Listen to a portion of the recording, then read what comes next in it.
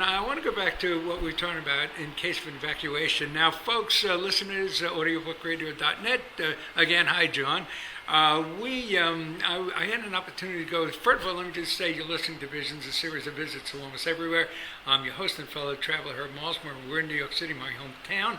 And this is the first program I'm doing, New York City Visions, that will be specifically, first and foremost, going to audiobookradio.net. It is a real pleasure being on Audiobook Radio. I'm so proud and so honored to be a part of it, and I hope you folks are enjoying it.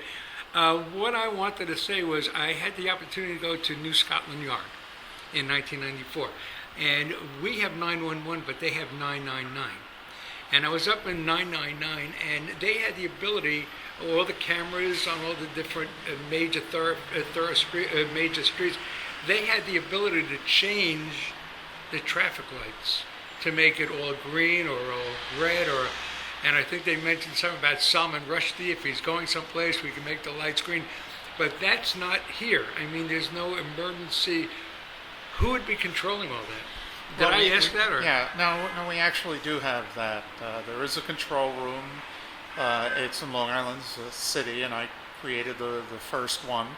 And it's staffed just like Scotland Yard with police officers and traffic engineers, and if need be, they can change the traffic lights and change the patterns. We don't, publicize it, but that does happen, in New York City. So it's out in Long Island City? It's out in Long Island City, which is part of Queens, one of the 5 boroughs, right. And it's in kind of like a bunker, no windows. It's a windowless, very, very, very big room. And you have probably 20, 30 people there at all times, and they are monitoring what's happening in the city and making changes as need be, dispatching emergency crews as need be. But you're being closely watched in New York City. Oh yeah, did we just give something away here? I don't know. I don't think it's going to change things. It's very well protected. But if you just went to this corner of Broadway and House, then you might not notice it, but attached to the street light is a 360-degree camera. And so New Yorkers are being watched almost all the time to protect them. And I don't mean to create paranoia, but Big Brother is alive and well here in the big city. Right. In 1993, the World Trade Center was attacked for the first time. There was a Ryder truck, of all things, and parked in a garage where these trucks weren't allowed, but it was allowed to go through anyway. And of course, a bomb went off. It had bomb fertilizer somehow. It was a prime ingredient there, and it exploded. And I was helping a friend, a pizzeria, Concadora, on Murray Street and West Broadway. And I was just a few moments away from being in the tower. It happened in the North Tower, I think. That's where the explosion happened. And I saw people walking towards me with sooted faces, blackened faces. And as I got to the tower, somebody was being given CPR outside. And I wound up, I had a couple of pizzas with me. I never got to deliver them, but I wound up directing traffic at Murray and West Broadway. And I got to tell you, the power of it all, you put your hand up, and they will stop. And I was talking about police cars. I was talking about they were stopping, and they were appreciating what was going on. Well, the ambulances coming through, I'm sure you remember that day. I remember that day. It had a bit of a better outcome. But. Yeah. We've been through a lot as New Yorkers, and, it's not that we take it in stride, but we know that we're going to get back up and we're going to go back to work. We know we're the front line in the United States in the war on terrorism, the next terrorist attack, and nobody is saying if there will be a terrorist attack. We think that there will be. New York City is certainly a likely target and always will remain so. But that doesn't stop us. Right after the attacks of 9/11, and I lived across the street from the Trade Center, and we met with some people, and we lost a number of our firefighters and our police officers, and it was a ceremony. This was in October, and they had a clergy there, and there was a rabbi, and the rabbi told a story of how he had just come back from Israel, and he went to the site of 9 months earlier or 10 months earlier. There was a bombing in a discotheque, and about 20 young Israelis were killed. And he said he went back there, and it was months after that, and there was a handwritten sign, and it said, "We will never stop dancing." And that says it for New Yorkers. We're not going to stop dancing. We're not going to stop doing our business. We're the front line in America, and that means that Ohio isn't getting attacked, and that means that other places are less likely of a target. That's okay. We're Americans, and we're proud to be Americans, and we will continue what we have to do to fight terrorism. And the terrorists only win when you kowtow to them. We proudly pick ourselves up. We attend to the wounded and the injured, and have memorials for the dead. But then we move right on. Right. New York City, if you want to make a point, here's where you make it: the communications capital of the world. And as an ambulance goes by, or a fire truck, Yes. whatever it is. Now, 9/11, the 10th anniversary is coming up. September 11th, 2011 is 10 years. Any special alerts? Anything? Do you get information on this? Does it filter to you? What is happening? Is there a more heightened? As far as how you're going to handle things, I'm sure there'll be a lot more people in town, in the city, to honor the occasion. What's happening there? Are plans in the works now? Yeah. We're busy working on the memorial for 9/11, and we can't get into too many details, but it's on a Sunday, which makes it a bit easier to plan. So there will be big events, and likely to involve heads of state as well as the families of all those who perished on 9/11.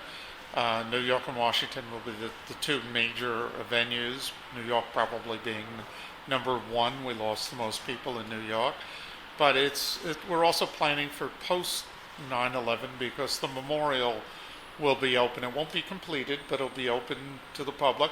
There still will be lots of elements, and we're anticipating millions of visitors to New York, and we encourage people to come to New York to pay their respects, and I think that they will be pleased with the tasteful way New York is dealing with it. The memorial itself will be reflective of the Twin Towers, with two caverns in effect, two holes in the ground, Right. rectangular holes symbolizing where the footprints of the buildings, and there'll be pools, and there'll be waterfalls along the water of those footprints, and a museum will be included, and an opportunity for people to pay their respects. And we invite all Americans, all good people of the world, to come and show your respect.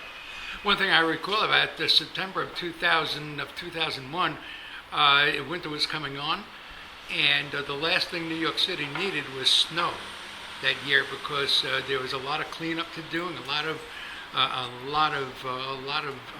work to be done at the site.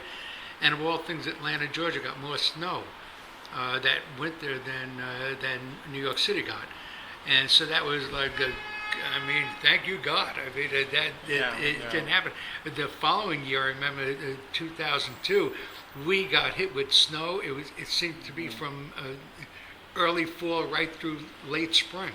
We just we had a 23-incher, but for some reason there was. Do you recall the? I recall, and September 11th was absolutely a beautiful day, but I do remember for 3 or 4 months we didn't even have much rain.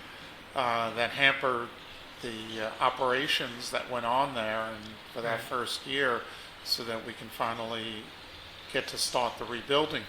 And I'm pleased to note that we're probably now up to about the 65th floor of what some people call the Freedom Tower, One World Trade Center. Right. Okay. And my firm is busily involved. We're doing all the logistics planning for the construction of the World Trade Center site. Talk about that a little bit. Whatever you can talk about. Yeah, there are some things I can't, but the building itself is going up, and it's probably 500 to 600 feet up at the moment, and it's scheduled to open in then over the next 3 years. So we will have One World Trade Center, which people refer to as the Freedom Tower, because it's precisely going to be 1,776 feet high, to commemorate the founding of our country. 7 World Trade Center is already completed. We're now working on the transit hub, which is going to include the number 1 train, the R train, the N train, the PATH train, and we're going to have a most beautiful hub that people will come to and think of as a major transit terminal. We're building a vehicle security center, so the type of bombing that you saw in '93 could not happen again, because every vehicle that goes in underneath the World Trade Center site will be x-rayed and go through a vehicle security center. There'll be no ifs, ands, and buts of every single vehicle. Yeah. And yeah. I kind of thought that now the zip code down there is 1013 or 10013 is the zip code for the World Trade Center for that area down there, 10013. I kind of thought it would be meaningful to create a zip code just for that site. I mean, in Washington D.C., every building has its own zip code, and I really think it should be honored with its own identification. You know, a combination of 9/11 somehow. I don't know if it sounds corny to you, but I really think that would be a good thing to give it its own, make it its own. I'm getting goosebumps just thinking about making like it its own neighborhood. 10911. Maybe it's the first I've heard of it. Yeah, I kind of thought that would be a good idea. You know, 1001 thing. Even the 13 is a little odd. You know, there a lot of people in the community don't want it to be only about 9/11. It's what's really amazing about Lower Manhattan is it's the fastest growing community in New York City, one of the fastest growing communities in the country. When I lived there in 2001, there was about 22,000 people that lived in Lower Manhattan. Now it's closer to 60,000, and it's growing by leaps and bounds. So people enjoy living there. It's a small triangle, so you've got water 3 different ways. You could travel by boat. You've got bridges and tunnels. You've got great subways. And the people there want it to be more than just about 9/11, recognizing at the same time they're going to be anywhere between 5 and 10 million visitors a year that just come to the World Trade Center site to pay their respects. I know Robert De Niro started the Tribeca Film Festival a year later. He's very much a New Yorker. You see him in the supermarket all the time, and he wanted to revive the area. And I'm sure that was the driving force behind the Tribeca Film Festival, to bring people back into the area. So he's very much the New Yorker. Yeah, and he certainly has succeeded, and he certainly deserves a lot of credit. It's beyond anyone's wildest expectations. The zip code of Tribeca is probably the most expensive to live in, and probably in the top 3 in the country. Certainly the most expensive in New York City, and that makes it very expensive. And it's not that it's such a beautiful area. It's treeless for the most part, and it's kind of hard-looking buildings, but people have really caught on. Living in Tribeca is the hippest place to live on Earth. It used to be all about electronics in that area. Yeah. The World Trade Center before it was built was Radio Alley, and now it's artists and filmmakers and bankers. Right. Okay, Tribeca is short for? Well, it's the triangle below Canal Street. And you have Soho, south of Houston. Houston, folks, if you come to town and say Houston, they're going to say, what? So it's Houston Street. You have a south of Houston, Soho. You've got north of Houston, NoHo. But you've also got Dumbo. Explain Dumbo. Well, and Dumbo's also an amazing community that no one would have predicted would be such a thriving community. It stands for Down Under the Manhattan Bridge Overpass, and it's a small area between the Brooklyn Bridge and the Manhattan Bridge, right by the waterside, old industrial and factory buildings that lived off the waterfront access, and now, again, well-to-do people are living there. It's a younger community than Tribeca, and it's an exciting area. And New York just has gone through such a resurgence. For a moment, let's say on September 12th and 13th, I worried about New York in 2001. I'm not worried. I kind of saw as I was walking along, a couple of months later, a month or so later, I saw people going into restaurants again, and we were coming out, and an awful lot of friends of mine never got over it. One couldn't sleep. She lived right there, Independence Plaza, and she looked out the window. When she stood on a terrace looking over the Hudson River, she could look right into the windows of the tower, and she watched the plane came right overhead. She heard this plane come overhead, and she got to listen. She saw the plane hit just as she stepped down on the terrace, and people jumping out of the windows. She passed away a year or so ago, but she never was. There are people that were that close to it have really never gotten to the effect. Yeah, PTSD is real, and it's really has a big impact. I think I suffered from it for a few months, but my wife certainly has, and we had to move. We didn't move that far, but we had to move from Battery Park City, which was across the street from the World Trade Center. We lived there for about 6 months before we moved to the Village. Yeah, it's tough, but and we show our respect and our care for the people who have not been able to recover, and it's no reflection upon them. It was that horrible an incident, but also as New Yorkers, we take pride in the fact that the city keeps moving, and the city has a huge energy and life and vibrancy, and we're going to keep dancing. Okay, before moving on, we're going to move uptown a little bit just for a moment. I do want to say that just in passing on September 11, 2002, I spent the evening with Violetta. I stayed over that night, and because she was having a tough time, and it's going to sound really strange, but I was just looking over into Jersey, and Sam, when I tell you, right around midnight or so, a black mist came heading from the south, going north, right on the Hudson River. It blocked New Jersey out completely. It was a black fog, and it sounds melodramatic, but that's exactly what happened. It was the strangest thing, and I hung out with her, and I just wanted to be with her on that night. Let's move uptown now. The walking. It's a work. Now, I know on Easter Sunday in New York City, they closed down Fifth Avenue to traffic. And I know that there was one time that almost every avenue was two-way, and it's no longer like that. First, talk about why it's easier to go one way, like Fifth Avenue goes southbound, south, and Sixth Avenue goes northbound, and so on and so forth.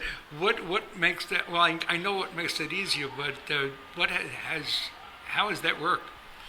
Well, I think it was the right decision at the time, and it happened in the 50s and in the early 60s. And what it did was it dramatically improves the capacity of any street. So traffic, it's easy to time the traffic lights. If it goes one way, you don't have to deal with trying to coordinate them in two directions, which is pretty much impossible to do without having the traffic stop frequently. So New York City traffic lights move along at about 30 miles an hour. And if you're traveling at 30 miles an hour, you can go many blocks before stopping. So that's the value. Okay, so at the time, it's still a good idea. Yeah, it's still a good idea. There may have been some that might not have needed to be changed. Okay, which ones? Maybe we should have kept Fifth Avenue two-way, so you can go both ways, and maybe just a bus street just an idea that I throw out there. Okay, so, and what about the Times Square is now is close to traffic? What's close to traffic, and how's that working out? The experiment. It's sort of like a mall kind of thing. Yeah, yeah. Times Square between 42nd and 47th. If you look at it from the sky, looks like a bow tie, in which one line of that bow tie is Broadway, the other is 7th Avenue, and the two of them cross in the middle at about 44th, 45th Street. And one part of that bow tie, the Broadway part of that bow tie, is now pedestrians only. Okay. So it's been pretty successful. Yeah. Okay. You've won some awards. What are some of those awards? Let's talk about that. Well, I've won. Been very fortunate. I've received from the awards from the American Society of Civil Engineers, the Institute of Transportation Engineers, the Society of American Engineers, a number of different awards for work that I've done during the course of my career. Folks, what happened just now, we must be on at least 45 minutes now, because my tape recorder in my pocket just went off. It read its course on the tape. I'm with MP3 player also. I hope this is going well because I'm not monitoring in my ear. So this may be exactly what I needed to lose that tape recorder now, but so far so good. Anything you want to say as we go out? Anything you want to... Well, I just want to encourage people to think of transportation as having a huge impact on our planet, and think, just like we now say, before you print this email, think about the planet. Before you get into your car, think about the planet. And it might be healthier for you to walk to the store to get that quart of milk rather than use a quart of gasoline. Okay. Anything to close with? Anything exciting happening here? And first of all, let me tell you something. Again, being in Myrtle Beach for the last couple of years, it's kind of quiet in the evening. I hear an awful lot of police vehicles and fire engines. For an area with only a couple 100,000 people in the whole county, there is as much emergency stuff happening here as in New York City.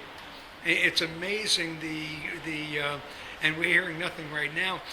But I'll tell you something. When I heard the sounds over here and the traffic, I'm so happy to be back in this mix again. There's such an excitement to walking around and smelling the fumes, and not the fume. I don't want to knock it, but the and the talking on the street and in the subway, the guys panhandling and all that. It really is a pleasure to be back here. Welcome back. Okay, thank you. Okay, Sidewalk Sam. I was going to say sidewalk. Gridlock Sam, Sam Schwartz. Have we covered everything? I think we have. Okay.